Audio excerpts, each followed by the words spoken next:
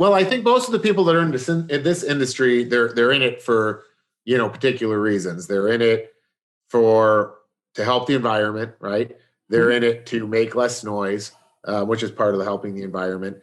They're in it to solve labor issues, which is a massive issue in our industry.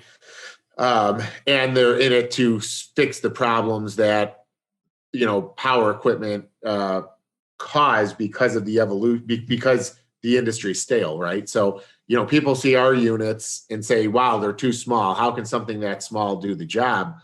But everybody forgets the fact that if you went back 20 or 30 years ago when labor was cheap, no one would think twice to push mow a half an acre yard, and it would take them a half an hour to do it because you pay them 20 or 30 bucks, Yeah. But now consumers don't want to pay any more than that, but labor is increasing. So, these products, and I say it all the time, people probably get tired of hearing it, but they solve that issue where the consumer has a certain budget and they have to fit that budget, and these, it's a redundant task that nobody really wants to do, Yeah. You hit the nail on the head. I mean, in my conversations with landscapers, it's got to be just one of those, crazy parts trying to figure out labor. How do you get the people to show up on Monday? How do you get them to put in their full hours? The whole thing. And that's got to be difficult at best.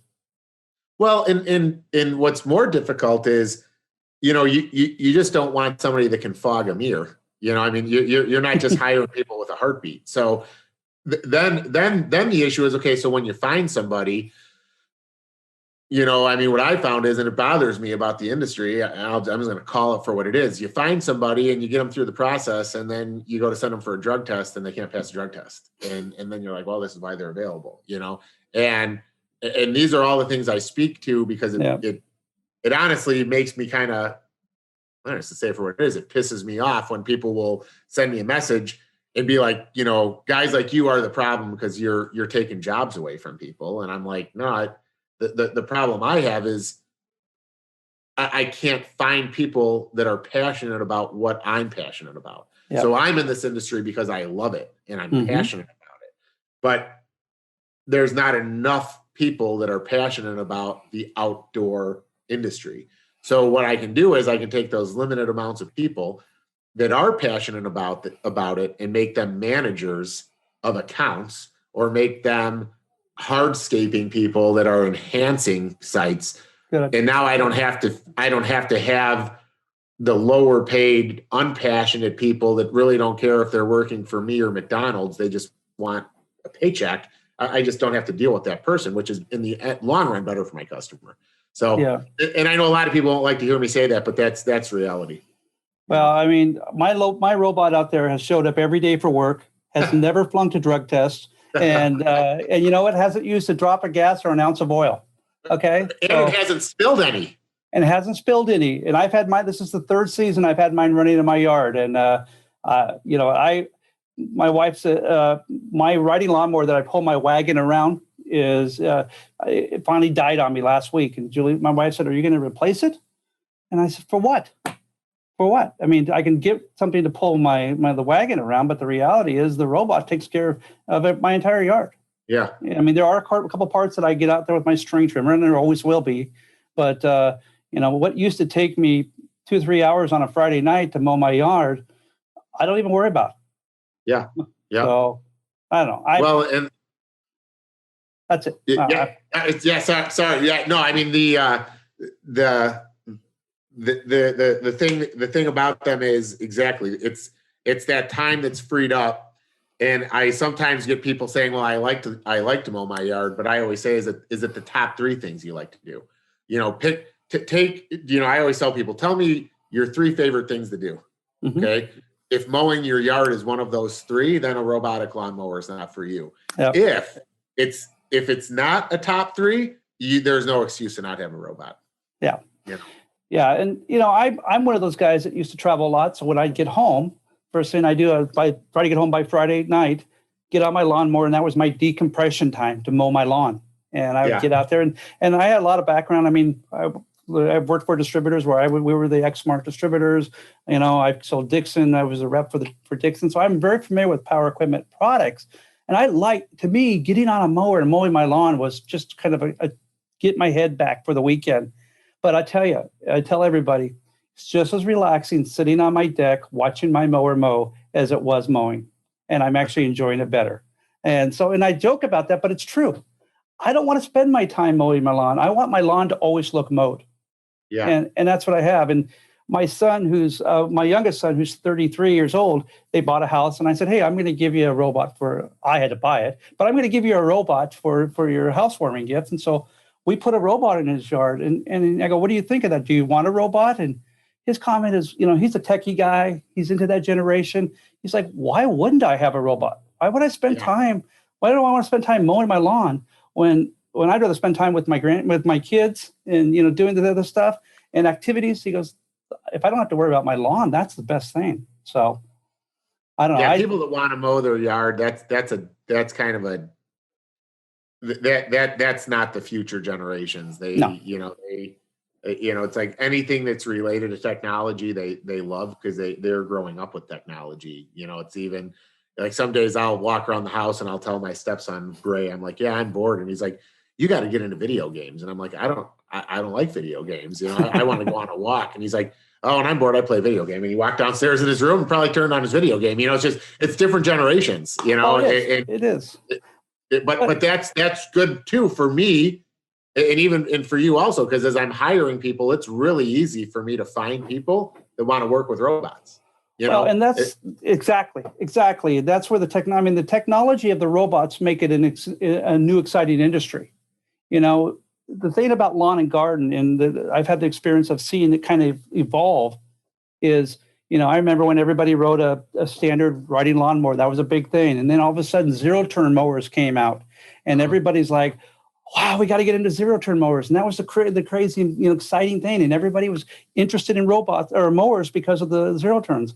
And then stand-ons came out, and everybody's interested in stand-ons, And so this is the next progression in my eyes. This is robots are where we're going. And on a commercial level, I mean, you see the landscapers, the workers that come through and see the product at the shows, and they'll say, that thing's going to take my job. And I always go, this is going to make your boss more money because you can do jobs that he can make more money on, and let the mower mow the yard. This is actually going to make everybody more profitable from the commercial level.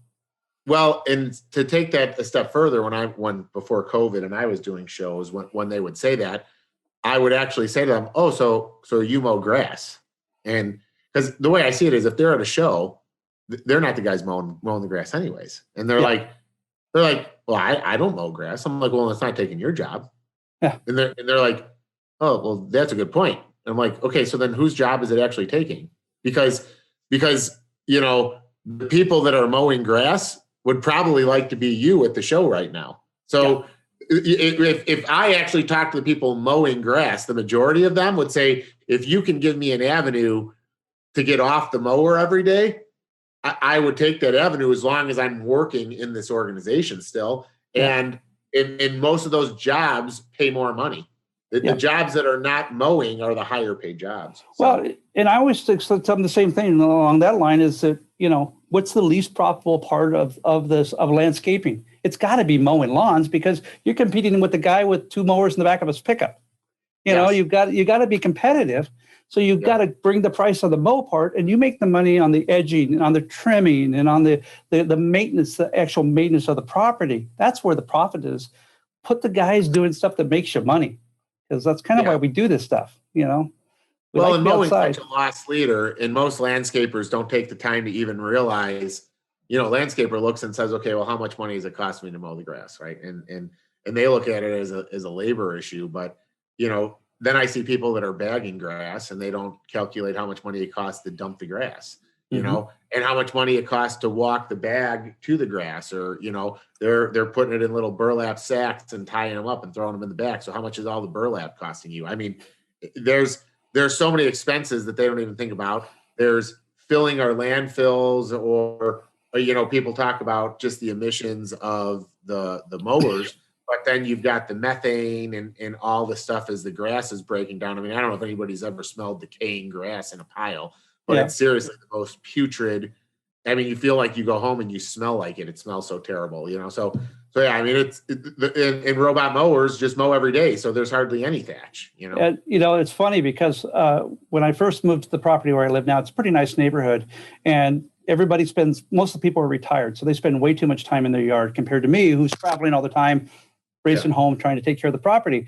But the first year I put my robot in my yard and had it mowing, the neighbor across the street says, he goes, "So what are you using for fertilizer this year?" He goes, "Because I don't see any dandelions. Your yard looks good." He goes, "What are you using?" I said, "This is the first year I didn't use fertilizer, the very first year, because it was mulching and it was feeding the lawn." Actually, and I remember they say it all the time, but I was actually able to experience it. Is my yard looked healthier, looked greener. Yeah. It was better, and I didn't have to put all those chemicals in my yard. And he was just blown away. I said, "No, nothing this year. This is all about the robot this year," and it's been that way for the last 3 seasons. You're constantly returning nitrogen right back to the soil. Yep. You're not bagging it, taking it away, or you're not making it such thick thatch that it's actually killing the grass. And yeah, I mean, going to the dandelions, if a weed can't seed, it can't reproduce. So, you're basically making dandelions sterile at that point, Yep. So, yeah, I mean, it's huge. I mean, we've seen it. I mean, now that we have so many robots out, sometimes people actually think that I'm putting down like iron or putting some sort of supplement on our yards to make them look greener for marketing. And I tell them, no, seriously, like this is just what the mowers do. They just make it greener. Yeah. Oh no, I'm a witness of the same thing in my yard, so I can agree with that. And so you can tell my passion is with my robots. I can see that. I mean, I was going to actually ask you, like, one of my questions was going to be like, is it distribution that you're passionate about? Is it sales? Is it the robots? Is it all of these things? But it sounds like I already know what the answer is going to be. And I mean, I've been very fortunate in my career because I've had some opportunities to do a lot of different things in the sales and the power equipment. And I mean, before I came to work here with Max Distributing, I was actually running an import company for North America from a Chinese manufacturer that built generators.